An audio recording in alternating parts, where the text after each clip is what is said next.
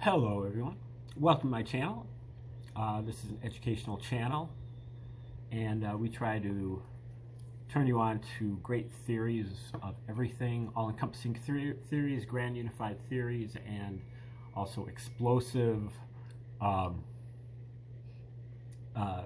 explosive discoveries and tour de forces, magnum opuses that you've probably never heard of before because they've been suppressed.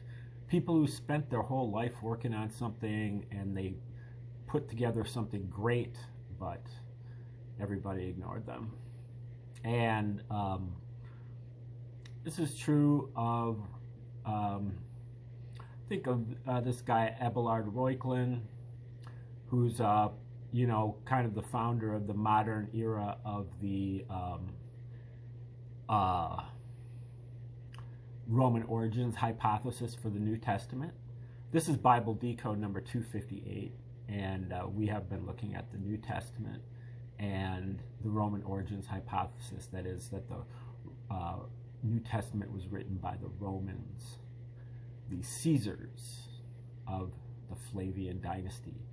Abelard Reuchlin in 1979 put together a book, more like a booklet, called The True Authorship of the New Testament. And kind of at the same time, this guy, Roman Piso, was also working this out.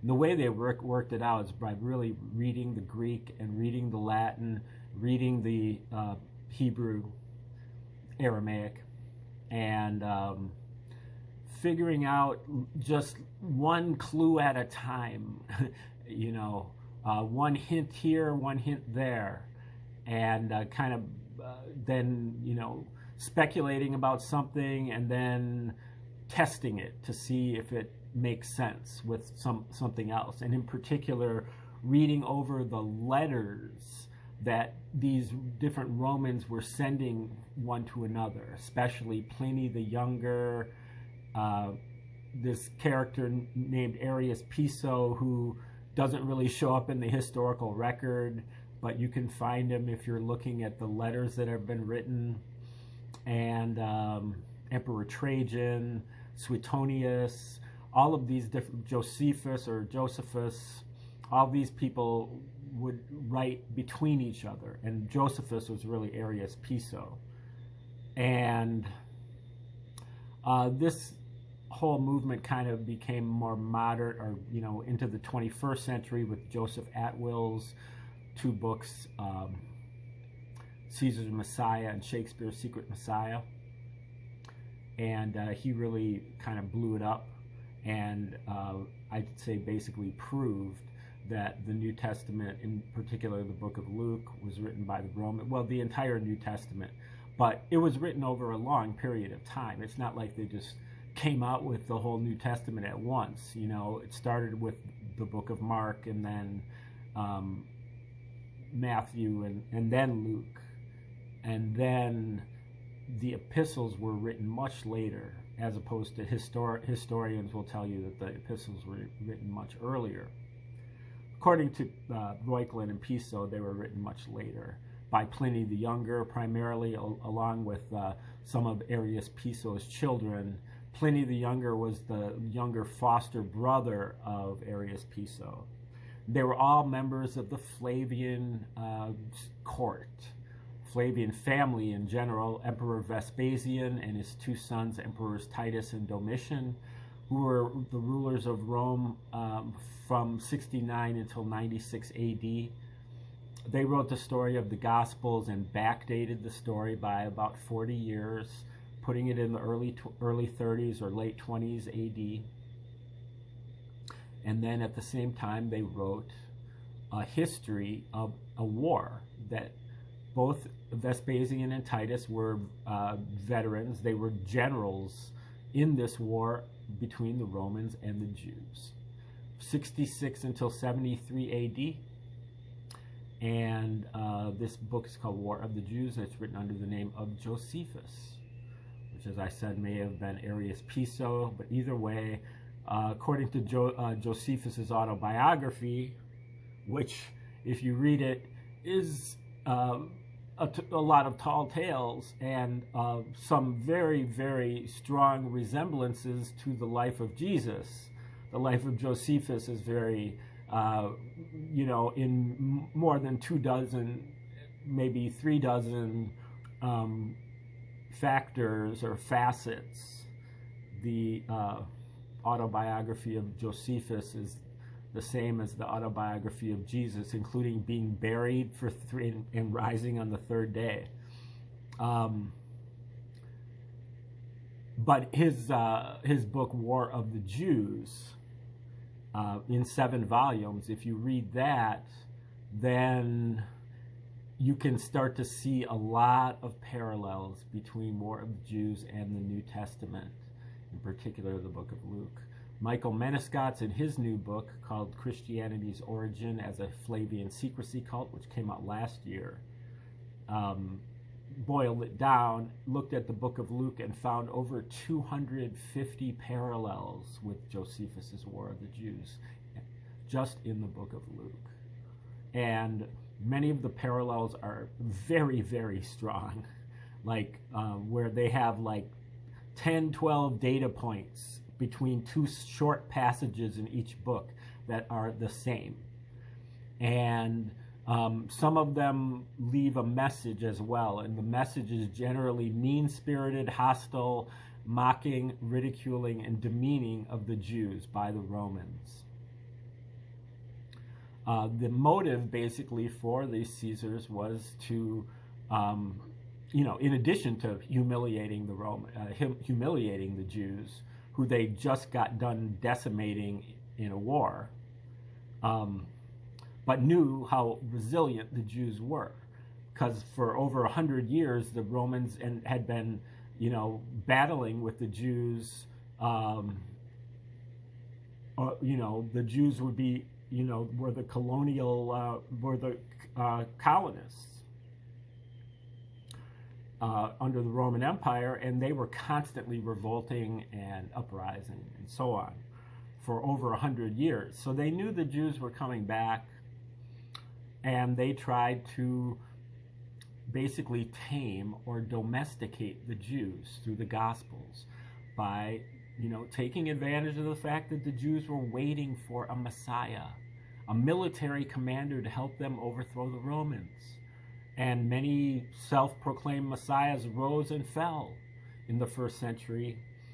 But the Romans decided to reach into their bag of psychological operation tricks and write instead a story of a Jewish Messiah who was a Prince of Peace and believed in rendering unto Caesar what is Caesar's, walking the extra mile with the Roman soldiers' heavy backpacking, turning the other cheek to oppression, seeing that the Roman centurion slaveholder had the greatest faith in all of Israel, and to, beg his God to forgive the Romans, while at the same time never extending that, hospitality to the Jews, going out to the Jewish temple and overturning the tables of the Jewish money changers, trying to make the money kosher, and, going off on the Jewish merchants out there selling small animals for the sacrifice in the temple, and, pressuring his disciples, all Jews, to abandon their families and follow him. So Jesus is taking aim at the Jewish traditions, rituals, and really even the whole family. And at the same time, he's totally deferential to Rome. He never does anything against Rome the whole time, even though, it's said that the Romans are the ones who crucified him. That's because crucifixion is a Roman punishment. So, but then as we move forward in the New Testament, we find that Paul is even more pro-Roman and more anti-Jew than Jesus was. And so this raises a lot of red flags, because why would these two Jews, we don't exactly know that Paul was a Jew, but why would they be so pro-Roman and anti-Jew if they were, who they said they were? And we can look at other examples, especially if we look at the Dead Sea Scrolls, but also, we can look at Josephus, I suppose, but Josephus is not a credible source. Strictly because, for the same reason that the New Testament is not a credible source. They were both written by the same people for the same reason at the same time. Otherwise, there wouldn't be 250 parallels. And otherwise, the military, the 3-year ministry of Jesus in Judea wouldn't be a replica of the 3-year military campaign of Titus, as recounted in War of the Jews. You have to give Titus the more realism, because this is supposed to have been a historical event as opposed to a theological event. But nonetheless, over 40 separate events that wherever Titus goes, Jesus goes, in the same order, and they both encounter parallel events at each location that are separated in time by 40 years. So, at a certain point, the statistics get out of line, and that you have to assume that there's some intention behind this, and that it's not a coincidence, especially when you can sniff the intention so strongly because of the hatred that is dripping off some of these different parallels. So now we're looking at a book that skirts this idea of the Roman origins hypothesis, but does a lot of the same type of detective work. And I guess that in ancient history is necessary. Unfortunately, as we're learning, things like Josephus and Suetonius, as well as the New Testament, Pliny the Younger, these sources cannot be considered to be reliable. They are propaganda. The Romans were masters of propaganda and psychological operations. This is what they were doing, and so they may be telling the truth, but they may not be. They may be giving you a skeleton of what really happened, but when they need to, they have to fill in stuff to fit the code. And this is what Michael Menescot's discovered with his code going to the book of Luke. All 250 plus of those parallels, he plotted them out on a map of really a chart of the two books, with the book of Luke on the vertical axis, War of the Jews on the horizontal axis, and formed 5 almost perfect letters in Latin, the language of the Roman Caesars, along with Greek. And Greek is the language of the Gospels and of Josephus. So most of the Roman royals were bilingual in both Greek and Roman. Not so much in Judea, however. Roman, Latin. Did I say Greek and Roman? Greek and Latin. Nobody in Judea was really possessing any Latin, but a few could possess Greek, but mostly nobody even knew how to read or write. These Gospels, I believe, were written as plays to be performed in front of people to spread the word.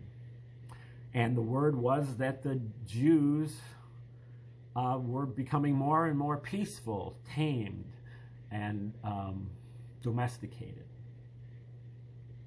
Anyway, we're looking at another author who does like to do a lot of this kind of detective work, which is Robert Eisenman.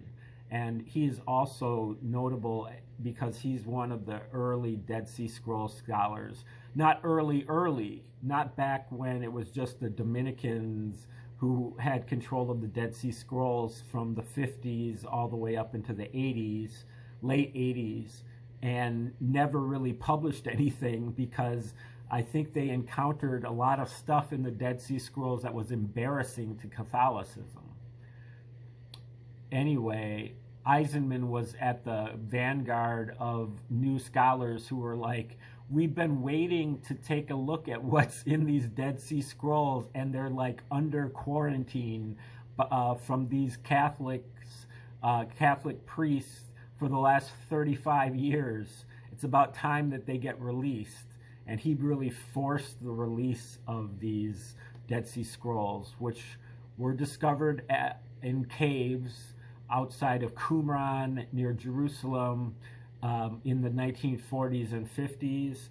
And they're mostly probably from this sect of very pious Jews. Most of the books are of the Old Testament, but the most ancient copies that we possess of those books, like there were like 20 copies of Genesis and 25 copies of Isaiah or something like that. But there are also a few, and most of those are not so explosive because they're just maybe a word here or there are different than the text that we already know. But there are also a lot of sectarian texts there at Qumran that were discovered that are really kind of like give you insight into the history, the lifestyle, the beliefs, and the ways of these kind of like monks that lived there at Qumran in the 1st century, most likely. So this is our greatest source, assuming that it's not a complete fraud, which I guess you just can't assume that anymore about anything. Everything can be a psychological operation. That's what a lot of truthers are going to have to discover here coming up in the near future, is that the psyops don't just stop when we get back to the Kennedy assassination or the Federal Reserve or the, post-Civil War incorporation of the United States. It goes back thousands of years to day one. And there's been hanky-panky been going on this planet since day one. And this Roman origins hypothesis for the New Testament is not the first, but possibly the best psyop of all time. Because 2,000 years later, we still haven't figured it out. Even though a laundry list of writers and historians have figured it out, but their work has been suppressed. Or has been shown in a different context, like such as the writings of William Shakespeare. Shakespeare knew what the deal was. Every one of his plays is about the fact that the Romans wrote the New Testament. And it's all a polemic in the other direction. It's trying to reverse the spell that the Romans put on the Jews. William Shakespeare, according to Atwill and also John Hudson, was actually a Jewish woman named Amelia Bassano Lanier. And she was part of the court of court musicians coming originally from Italy, working at the court of Henry VIII in the mid-16th century, and then she was descended from those original Italians, and so she lived at the court of Queen Elizabeth and King James, and was writing these plays during that time. Atwill claims that he can decipher just about every single verse of all 39 plays, that he understands them because he's looking at them through a coherent lens. Most Shakespearean scholars admit that 20 to 30% of the lines, they have no idea what they mean. So, that's why I talk about the Roman origins hypothesis, because of its centrality and also because of its incredible explanatory power. to be able to decipher all of Shakespeare's plays using this, that's, but it also shows how much of a blow, this devastating blow this all is to Western culture, but not necessarily, because we are all, me and, my listeners are mostly members of Western culture. And so if we discover this and right the wrongs, then Western culture remains intact. If we just let this erode Western culture, because of the lie upon lie, where we recognize that, probably the most famous book of Western civilization, the New Testament, is a fraud. And the second most famous book, War of the Jews by Josephus, is also a fraud. And then a lot of the ancient Roman and even ancient Greek stuff is a fraud. Probably a lot of, according to Ralph Ellis, Josephus, whoever he was, Arius Piso or whoever, was also the author of the Jewish Talmud, or at least the early period. And then you take out Shakespeare, and then all of the other authors that knew about this, such as Tolstoy, Emerson, Shelley, Tolkien, C.S. Lewis, all of these people knew what the score was on this, and they wrote about it in their literature, but it's all in code. So,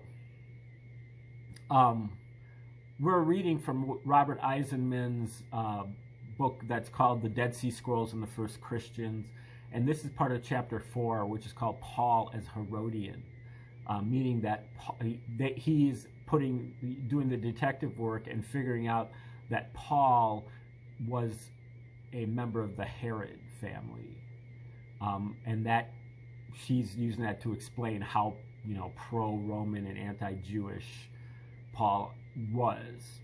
And again, Eisenman is a very, very high expert in the Dead Sea Scrolls, along with many other texts. And so he puts it all together, from a great depth of having read all of these different first century texts. Paul's basic attempts to found a community where both Greeks and Hebrews, or as he put it sometimes, Jews first, but Greeks as well. And again, Greeks, I believe, also applies to Romans. That's kind of the standard usage. The word was kittim, K-I-T-T-I-M. Enjoy equal promises and privileges, spiritual or otherwise, and consonant soteriological equity. I do not know what that word means. Let me know if you, because I'm going to forget to look it up. But anyway, are well documented. Romans 3:22, 1 Corinthians 12:13, etc. The cosmopolitanism is based on a more easygoing attitude toward the law, as opposed to Qumran's and James's strict constructionist, not one jot or tittle approach. The ideal of justification by faith alone, and an open hostility to circumcision, which undoubtedly found a sympathetic response from such, quote, Asian rulers as Antiochus of Commagene, Monobazus' mother, Helen of Diabene, further east, which is what Ralph Ellis suggests that is the real Messiah, is Helen's son, Isates, or Izas, King Izas of Edessa. Azizas of, he calls it Emesa here.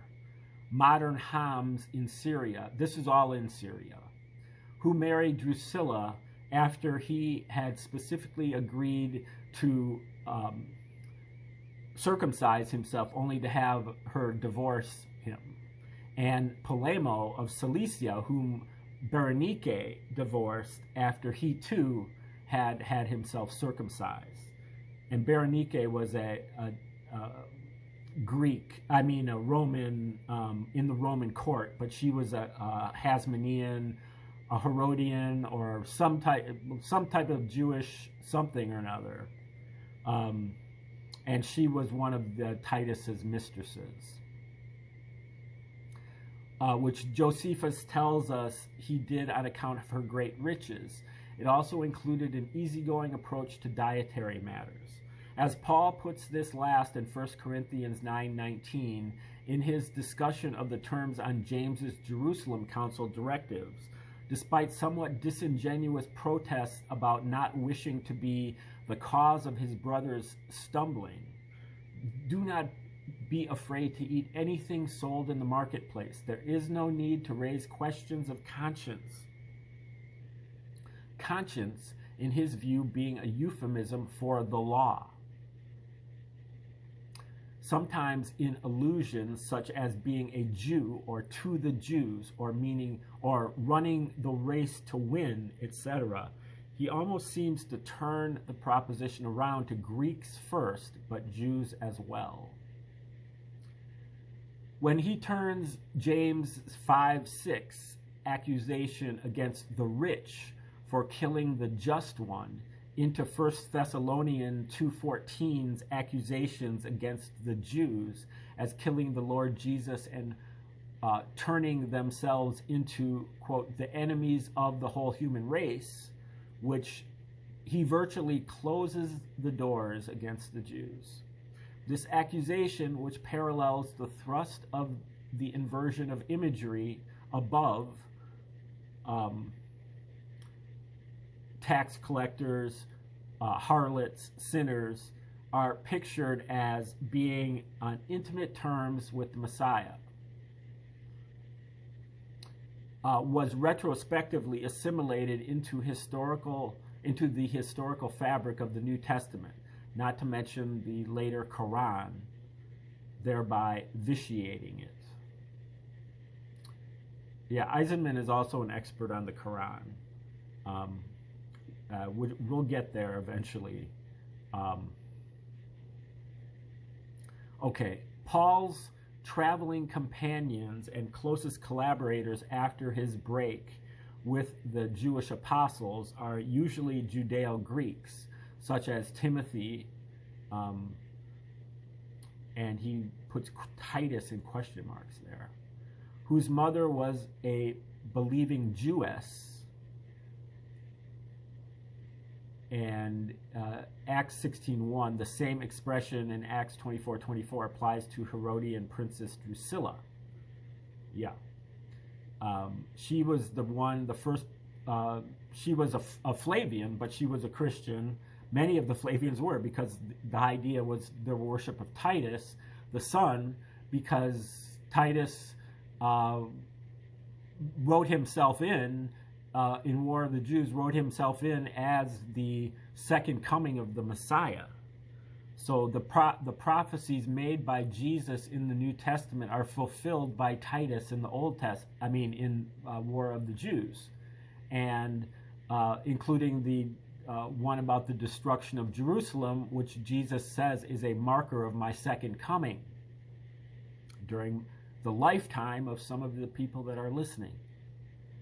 Okay, so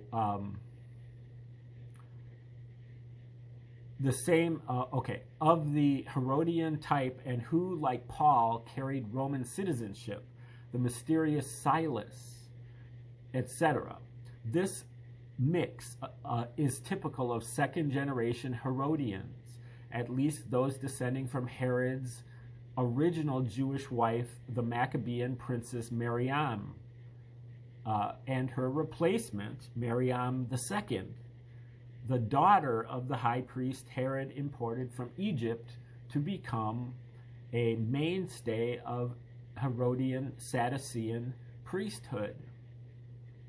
The Jewish blood of the third-generation Herodians, like Agrippa I, his brother Herod of Chalcis, and sister Herodias, who was, the one that was dancing that caused John the Baptist to lose his head, was even further diluted not to mention that of Jewesses like Drusilla above in the 4th generation. And Drusilla was one of the family of the Flavians, and she was really the first, she founded the catacombs there in Rome, the Christian tombs. The Christian community in Antioch, where according to Acts 11:26, Christians were first called Christians, a suitable locale for the crystallization of this terminology, comprises, even according to Acts' historical reckoning, various persons of this Herodian mix. Acts 13:1. Among these, one should include the curious Niger, Lucius of Cyrene, very likely identifiable with Paul's famous traveling companion Luke, and Manaen, who was a foster brother of Herod the Tetrarch.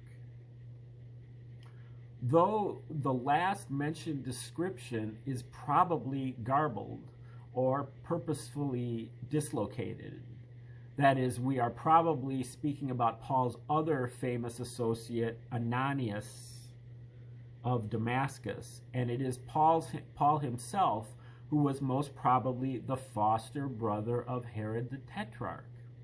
At the very least, it testifies that among those in the early community in Antioch, where Christians were first called Christians, there were Herodians. Silas, another traveling companion of Paul, goes unmentioned, but we have already noted above one or two namesakes of his in Josephus, the elder of whom is actually having been brought up with Agrippa I as well.